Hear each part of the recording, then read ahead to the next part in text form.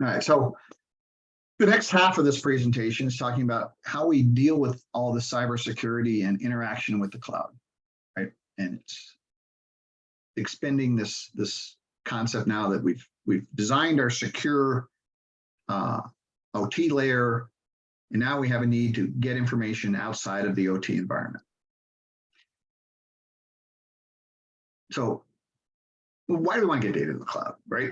Well, there's many consumers in the cloud that are cloud-based, right? We want to be able to sit at home and open up a browser. We want to be able to see data on our phone. We have external organizations that we want to send information to, but we want to control that, right? We don't want them to just be able to get to anything, and we don't want to allow them to get into our OT environment. So the cloud is a great way of doing that, right? And your OT network should be isolated from those consumers, right? We shouldn't allow any of these things that are external to our OT environment, even our own business IT environment, should not be allowed to get into our OT network, right? And again, data transmission to the cloud should be secured at rest and secured in motion, right? Cloud transmission communication should only be originated from the OT network. We should not allow transmission that can be originated from the cloud coming into the OT environment. And we should have that transmission from the OT environment outwards be able to route through all the multiple levels and the maze of intrusion protection that we have in place. And once that routing through all that maze has occurred, we should be able to consume cloud information that we are generating in our cloud services back through that same path.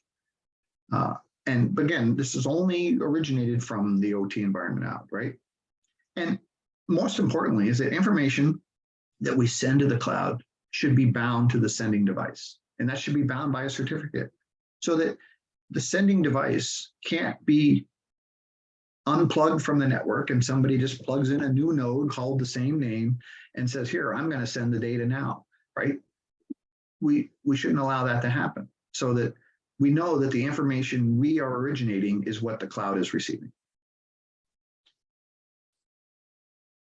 So again, back to this network architecture diagram, same sort of thing, right? We have the OT network in blue, or the device network in blue. We have the OT network in orange, and the red DMZ, and the green business network, and the purple cloud. And in order to get up there, we have multiple firewalls in place. In this case, we have 3. I've been in place. We have 6 or even more. That should be fine. We should have as many firewalls as you need to have in place. We shouldn't be able to require someone to go to your firewall guys and say, here, punch a hole through all those firewalls so that we can access the cloud directly.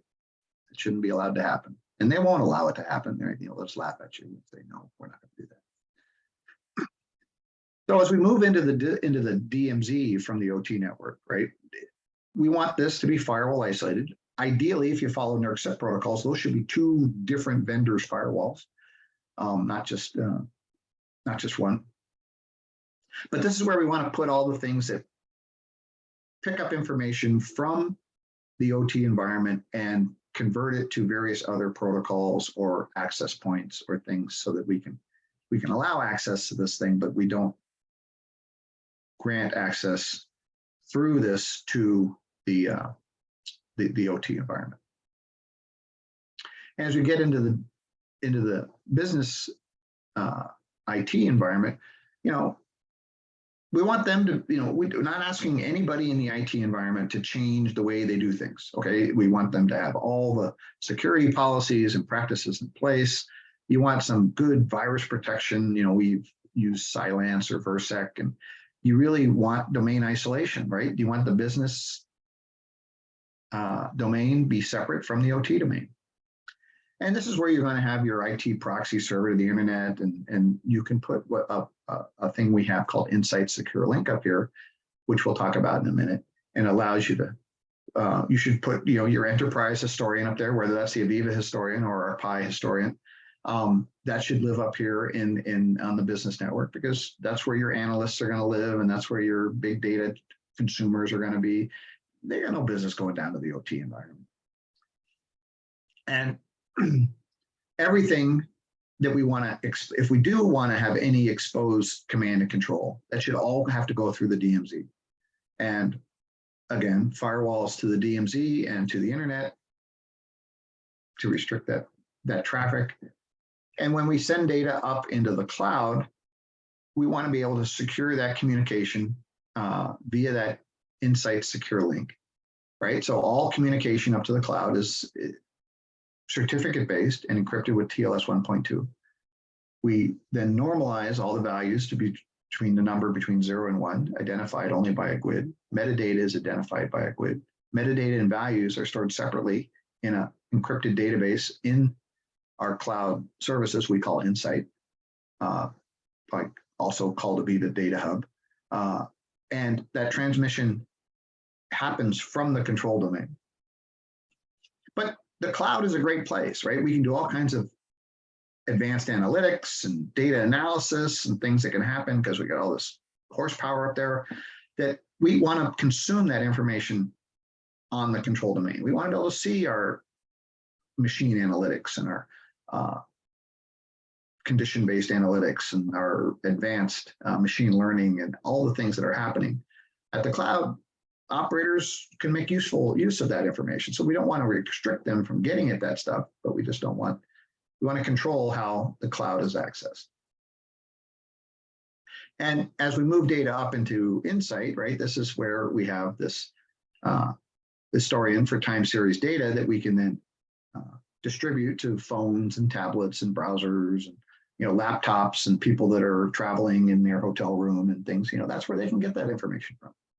They don't have to break into our OT environment to be able to do something, right? And so the cloud does all kinds of things like OEE, and we have this thing called Newsfeed, and does condition-based analytics and guided analytics and multivariate AI and all kinds of interesting stuff. But it's able to be that point of access. And we have an OData and RESTful APIs up there so you can share that information with other organizations. So InsightSecure Link is a product that Aviva has that lets us route through our maze of intrusion protection. So we can, eventually it makes a single outbound only connection to the cloud using 443, but it allows no inbound connections to be originated. All traffic is encrypted with TLS 1.2. It's all certificate based. It's basically an anonymous HTTP proxy, right? It can go through the DMZ. We can daisy chain them together, and they can route through various firewalls so that you're not making any one firewall compromised its security model to get out to, and they're doing what firewalls do, isolating traffic, right? So saying you can come into me, but you can't go through the guy below me using the same communication mechanisms. And the access of what this thing is allowed to talk to is automatically whitelisted by the Aviva Cloud, so that the Aviva Cloud will tell these things, this are the endpoints that you can connect to. So you don't need to worry about maintaining that whitelist or keeping it up to date.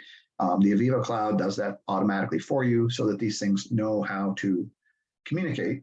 And they will then restrict any access to something that is not a part of that whitelist. So if I'm on the OT network and I want to open up a browser, I can go to the cloud Insight, but I can't go to Apple or Google or Facebook or any of those other places. Right? The secure link mechanism will automatically block them. And then it allows me to forward connections, and I can pick the target destination of what the upstream proxy is going to be and what port they're going to use to get there, so that I can change ports and change targets and weave through the maze of intrusion protection that you have in place. So again, when I'm securing data to the Aviva Insight Cloud, right, connection can only be originated from the process line. The cloud can't originate anything. It will not make an attempt. Anything trying to get in from the cloud down will bump into the firewalls and the proxy servers and just be denied. So I have a device, it measures a value, right? Measures the pressure is 35.4. That pressure then goes up into my SCADA system and gets placed into context, right? It's now understood that this is tank A pressure, right? And the value is 35.4. That communication up there is then encrypted and certificate secured. It's then sent on the process line, say to my process historian. That process historian then saves the data, but it also is the gateway for sending it up to the cloud. So the process historian will then say, send all this data up into the cloud. It will then break that data into two pieces. It will convert that, all the metadata, and associate it with a GUID.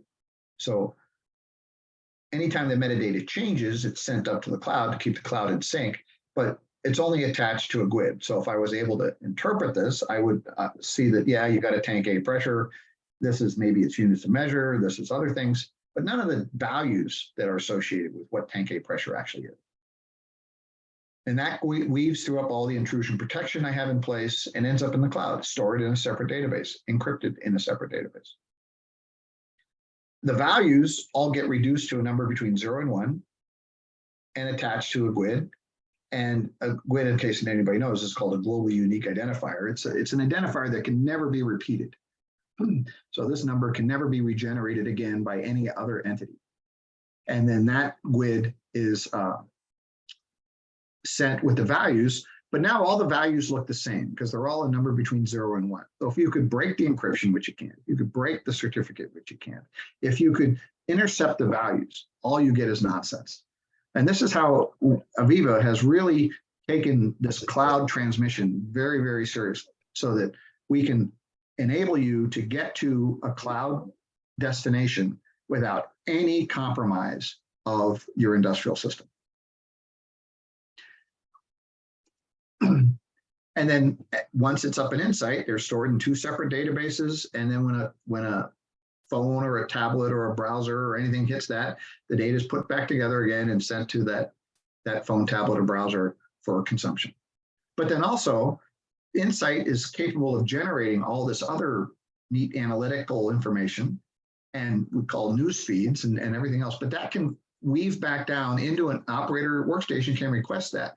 He's not making a direct connection to the cloud. He's simply requesting this back through all that maze of intrusion protection that exists and can consume that on his workstation.